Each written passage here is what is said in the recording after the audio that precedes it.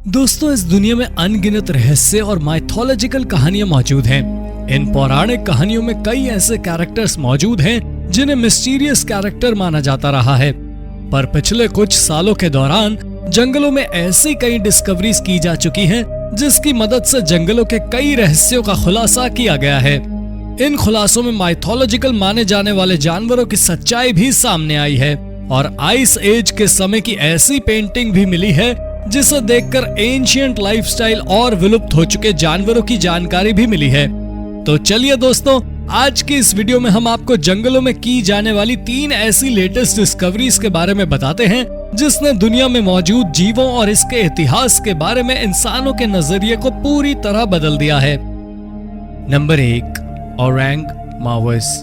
Orang मावस सदियों से क्रिप्टिड एनिमल की लिस्ट में शामिल है। अब ये क्रिप्टिड एनिमल क्या है? तो ये नाम उन जीवों को दिया जाता है जो माइथोलॉजिकल हैं और जिससे एग्जिस्टेंस को साइंस की ओर से मान्यता नहीं मिली है। हालांकि अतीत में ऐसे कई जानवर थे जिन्हें पहले क्रिप्टिड माना जाता था, लेकिन फिर उनकी एग्जिस्टेंस की डिस्कवरी के बाद उन पर से क्रिप्टिड का टैग हटा दिया गया। ऐसे जानवरों में गोरिल्ला, कोमोडो ड्रैगन और ओकापी समेत दर्जनों जानवर शामिल हैं। और अब मलेशिया के जंगलों में देखे जाने वाले ओरंग मावस के ऊपर से भी क्रिप्टिड का टैग हट सकता है और इसके एग्जिस्टेंस को भी साइंटिफिक अप्रूवल मिल सकती है। इसकी वजह यह है कि पिछले कई सालों में कई लोगों ने इसे अपनी नजरों से देखने का दावा किया है। साथ ही जंगलों में इसके पैरों के निशान भी पाए गए हैं। ऐसा माना जाता है कि ये जानवर मलेशिया के जौहर जंगल में पाए जाते हैं। इनके शरीर की बनावट इंसानों की तरह ही होती है। इसकी लंबाई 10 फीट तक होती है और ये इंसानों की तरह ही 2 पैरों पर चलते हैं। इनका मुख्य भोजन मछली और सूखा फल होता है। ओरंग मावस का पूरा शरीर ब्लैक फर से ढका होता है। स्थानीय ओरंग असली जनजाति के लोग इस जानवर को हंटू जरांग गिगी के नाम से जानते हैं, जिसका अर्थ स्नैगल टूथ्ड घोस्ट होता है। ओरंग मावस के इतिहास की बात करें तो स्थानीय जनजाति के किस्से कहानियों में इस जानवर के चर्चे सदियों से होते रहे हैं। आधुनिक इतिहास में इसे सबसे पहले 1871 में देखे जाने का दावा किया गया था और इसके बाद से दर्जनों बार लोगों ने ओरंग मावस को देखने की बात कही है। इन दावों के मद्देनजर कुछ एक्सपर्ट्स का कहना था कि लोग जिस जानवर को देखने का दावा करते आ रहे हैं वो बंदरों के विलुप्त हो चुके जीनियस गैगैंटोपाइथेकस का सर्वाइविंग मेंबर हो सकता है। वहीं कुछ एक्सपर्ट्स इस मिस्टीरियस एनिमल को सन बियर्स मानते हैं। उनका कहना है कि लोगों ने सन बियर्स को मिस आइडेंटिफाई करके ओरंग मावस नाम के रहस्य को पैदा किया है।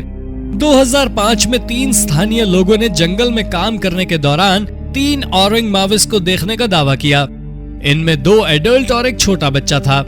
ये तीनों एक फैमिली की तरह नदी किनारे चलते हुए जा रहे थे। इस दावे के तुरंत बाद नदी किनारे एक जांच टीम को भेजा गया और इस टीम ने भी उस इलाके में 1.5 फीट लंबे पैरों के निशान की पुष्टि की। 2006 की शुरुआत में न्यूज़पेपर में ओरंग मावस के पैरों के निशान की तस्वीर पब्लिश की गई, जिसके बाद इसके एग्जिस्टेंस की खबर जंगल में आग की तरह फैल गई। इस रिपोर्ट के अगले महीने ही स्थानीय प्रशासन ने इस जीव की तलाश में एक ऑफिशियल टीम भेजने का फैसला किया। इस सर्च अभियान के बाद ऐसी बातें कही गई कि इस टीम ने एक ओरंग मावस को पकड़ लिया है। हालांकि अधिकारियों ने इस बात से इनकार किया है।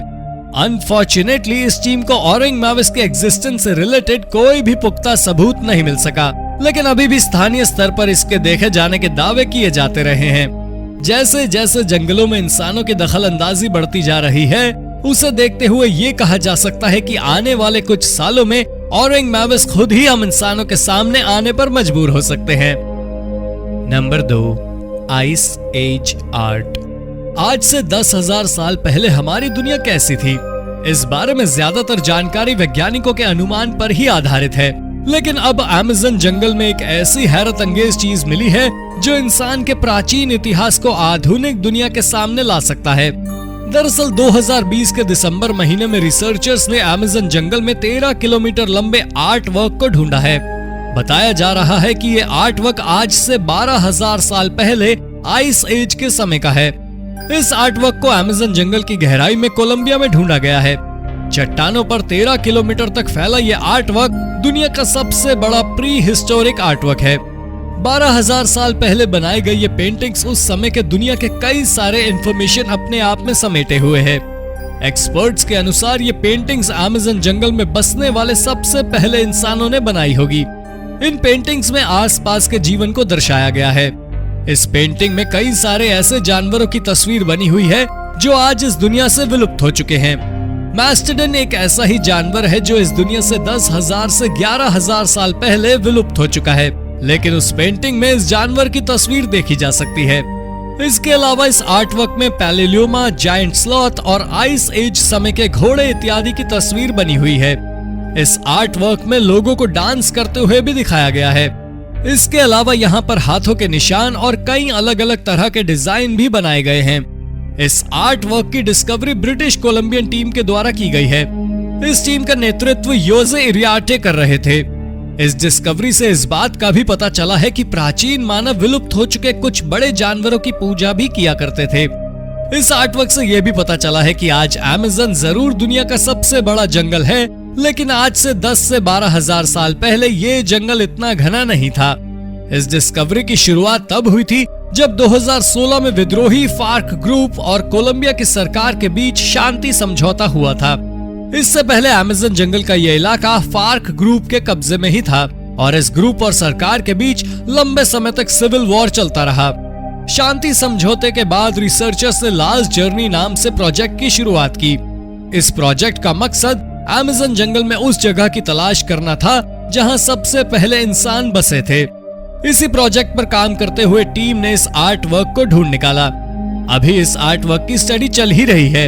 आने वाले सालों में कई और नई जानकारी हमारे सामने आ सकती है। नंबर 1, रोपेन।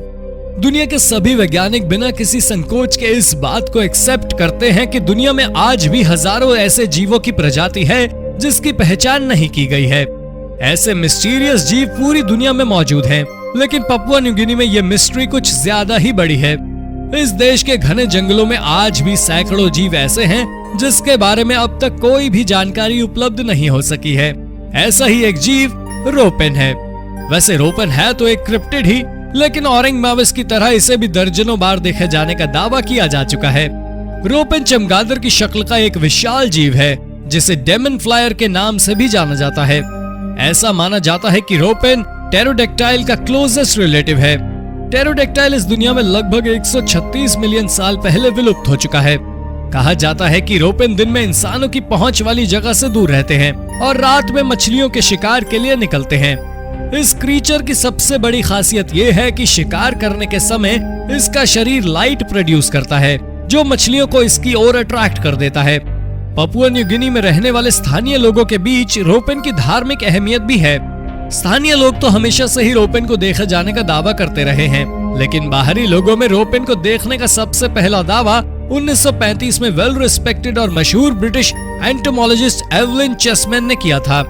इन दावों को देखते हुए कुछ एक्सपर्ट्स का कहना था कि ये लोग 2 फीट लंबे विंग स्पैन वाले लार्ज फ्लाइंग फॉक्स को देखकर उसे ही रोपेन का नाम दे रहे हैं।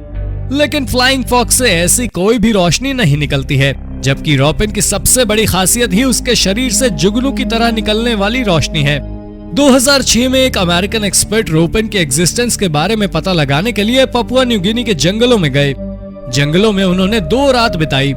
इस दौरान उन्हें रोपेन के शरीर से निकलने वाली रोशनी तो दिखाई दी, लेकिन 2 दिन बाद ही स्थानीय लोगों ने उन्हें जंगल छोड़ने पर मजबूर कर दिया। इस तरह से उनका ये अभियान भी अधूरा रह गया और रोपेन के एग्जिस्टेंस के दावे भी अधूरे रह गए। ऑरेंज मैविस और रोपेन के बारे में आपका क्या कहना है? क्या ये दोनों जीव एग्जिस्ट करते हैं? अपने विचार कमेंट में जरूर बताएं। वीडियो अच्छी लगी हो तो वीडियो को लाइक करें और इस तरह के और भी इंटरेस्टिंग वीडियोस देखते रहने के लिए चैनल को जरूर सब्सक्राइब करें। धन्यवाद।